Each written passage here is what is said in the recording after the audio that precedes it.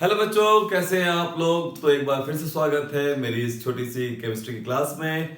तो आज की वीडियो बहुत ही खास होने वाली है, स्पेशली क्लास 12 के लिए।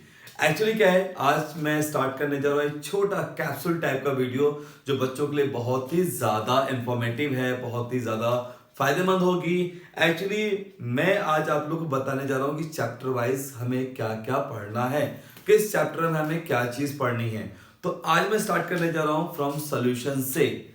हम बात करेंगे सॉल्यूशन में कि सॉल्यूशन में हमें क्या क्या चीजें पढ़नी है और कौन कौन से टॉपिक हमें कवर करने हैं जो आपके एग्जाम में आते हैं, एग्जाम में उससे रिलेटेड क्वेश्चंस आते हैं।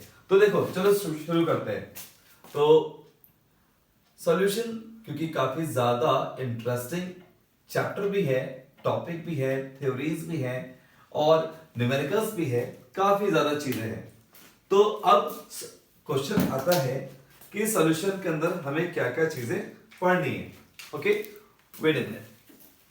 तो सॉल्यूशन के अंदर हमें क्या क्या चीजें पढ़नी है, तो देखो हम स्टार्ट करते हैं। तो सॉल्यूशन के अंदर सबसे पहला और बेसिक कॉन्सेप्ट जो शुरू होता है वो है some important terms. Some important terms related to some important term जो क्लास 11th में था। Some important terms related to volumetric analysis. ये वही पोर्शन है जो आपने क्लास 11th में सम बेसिक कॉन्सेप्ट में पढ़ा था। ओके, तो some important terms, okay, terms related to volumetric analysis. अब वो कौन कौन से टर्म्स होंगे उनमें भी देख लो, ध्यान से देखना। इनमें सबसे पहला नाम आता है मोल का। मोल किसे कहते हैं आप सबने पढ़ा होगा। दूसरा कॉन्सेप्ट आता है, मोल के बाद दूसरा जो टर्म इंपॉर्टेंट टर्म्स आता है उसे बोलते हैं मोलैरिटी, जो काफी ज्यादा इंपॉर्टेंट टर्म्स है। ओके, मोलैरिटी के बाद जो सबसे ज्यादा यानी काफी ज्यादा यूज हुआ है चैप्टर के अंदर, मोल फ्रैक्शन। सबसे ज्यादा इंपॉर्टेंट मोल फ्रैक्शन, क्योंकि पूरी कॉलिगेटिव प्रॉपर्टी इस मोल फ्रैक्शन पे डिपेंड करती है।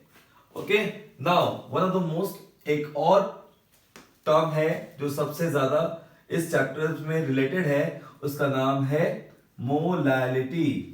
मोलैलिटी, क्योंकि इसी मोलैलिटी के थ्रू आप बताओगे कि इलेवेशन बॉइलिंग पॉइंट और डिप्रेशन फ्रीजिंग पॉइंट में क्या क्या यानी कौन कौन सी प्रॉपर्टीज चेंज होती है और कैसे आप उसका एलिवेशन बॉइलिंग पॉइंट और डिप्रेशन फ्रीजिंग पॉइंट कैलकुलेट करोगे, वो इसी से रिलेटेड होगा।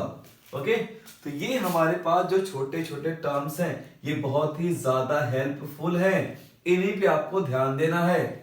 नाउ देन आफ्टर दैट, इसके बाद जो हमारे पास है यानी सॉल्यूशन में इसके बाद जो हमें पढ़ना है वो आइडियल सॉल्यूशन के बारे में।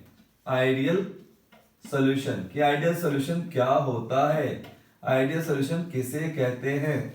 ओके, तो आइडियल सॉल्यूशन इसलिए जरूरी है क्योंकि हम जब किसी भी चीज को कंपेयर करते हैं तो हमें स्टैंडर्ड की जरूरत पड़ती है। तो यहाँ पे सॉल्यूशन को पढ़ना है तो हमें एक स्टैंडर्ड सॉल्यूशन की भी जरूरत पड़ती है, तो दैट्स व्हाई हमें आइडियल सॉल्यूशन पढ़ना है। अब ये आता है क्वेश्चन, यानी इसके बाद जो क्वेश्चन शुरू होता है कि कौन कौन से ऐसे सॉल्यूशन हैं जो आइडियल सॉल्यूशन से या तो पॉजिटिव डेविएशन शो करते हैं या नेगेटिव डेविएशन शो करते हैं। It means non ideal solution.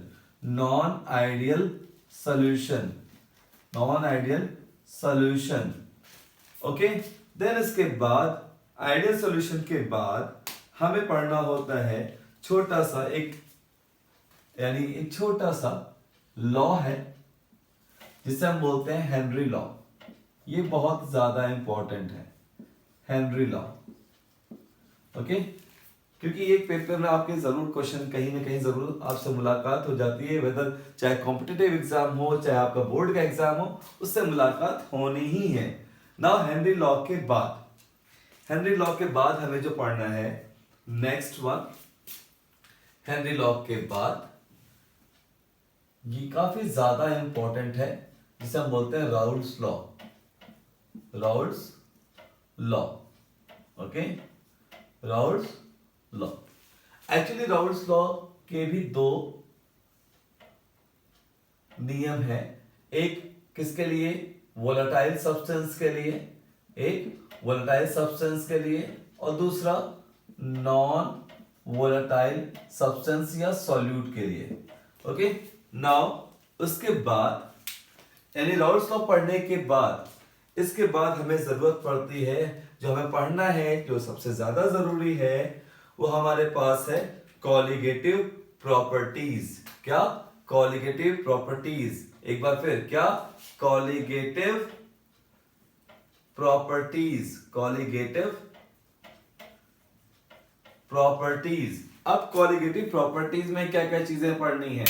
Colligative property में जो आपको पढ़ना है, सबसे पहले इसके अंदर एक छोटा सा इंपॉर्टेंट टर्म आता है, जिसका नाम है relative lowering of vapour pressure. Relative lowering of vapour pressure.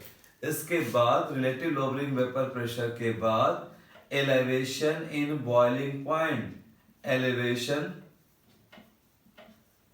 In boiling point. उसके बाद यही नहीं, और भी है। Elevation in boiling point. Elevation in boiling point के बाद depression in freezing point. Depression in freezing point. और इसके बाद यही नहीं, अभी और भी है। एलिवेशन इन बॉइलिंग पॉइंट के बाद, एलिवेशन इन बॉइलिंग पॉइंट के बाद ऑस्मोटिक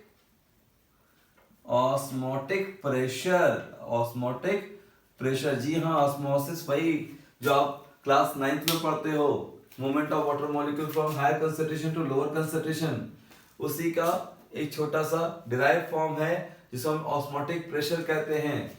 नाउ उसके बाद ऑस्मोटिक प्रेशर के बाद यहाँ एक और बचा हुआ पोर्शन है, जिसका नाम है want of factor. Want of factor. Okay, उसके बाद जो लास्ट पोर्शन है, that is degree of dissociation. Degree of dissociation. तो ये वो इंपॉर्टेंट टर्म्स हैं जो आपको इस चैप्टर के अंदर पढ़ने हैं, और इनके अलावा और कुछ आपको ध्यान नहीं देना है, इन्हीं पे सारा फोकस करना है। And these are those important points that give you success in this chapter and you will get better and better marks. आपको ज्यादा ज्यादा अच्छे से अच्छे मार्क्स मिल सकते हैं, तो आपको इसी पे ध्यान देना है। ओके, तो इस तरह की मैं फर्दर और भी चैप्टर्स की वीडियो बनाकर लाऊंगा। कोशिश करूंगा कि आपके लिए और बेहतर से बेहतर चीजें ला सकूं।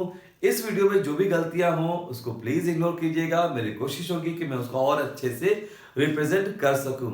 आज तक के लिए थैंक यू।